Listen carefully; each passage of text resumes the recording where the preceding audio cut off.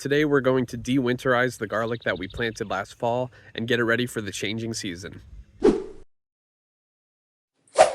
If you watched my video on how to grow garlic, you'll remember that we mulched it very heavily so it would survive the winter, and it looks like it has. So the next thing we have to do is to remove the mulch and get it ready for its final phase of growing. The reason why we have to remove the mulch, we can tell by looking at the leaves on some of our garlic plants.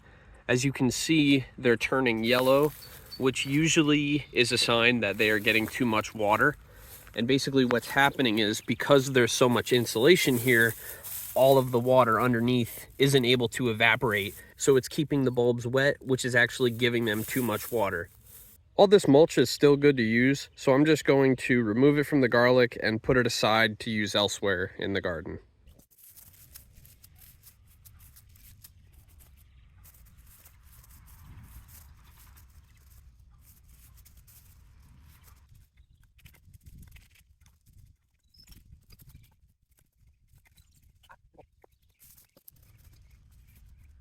The next thing I'm going to do is just add a little bit of soil to where something was burrowing through my little bed here, just to fill in some of the low spots. The last thing we're going to do is add fertilizer. I'm using my trusty 1010.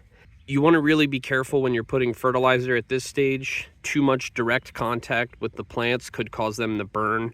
So you want to take it and gently scatter it around the base, and then over time the rain will soak it in and the plants can get their nutrients that way. The reason why we're adding more fertilizer is because all of the fertilizer that we added in the fall is most likely spent, so we need to re-nourish the plants to help them in their final stage of growing.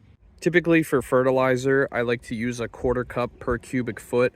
However, when we're doing a re-nourishing like we're doing now, I'm going to use significantly less. I probably have like 2.5 to 3 cubic feet in this area, and I'm probably only going to use close to 1/2 cup of fertilizer.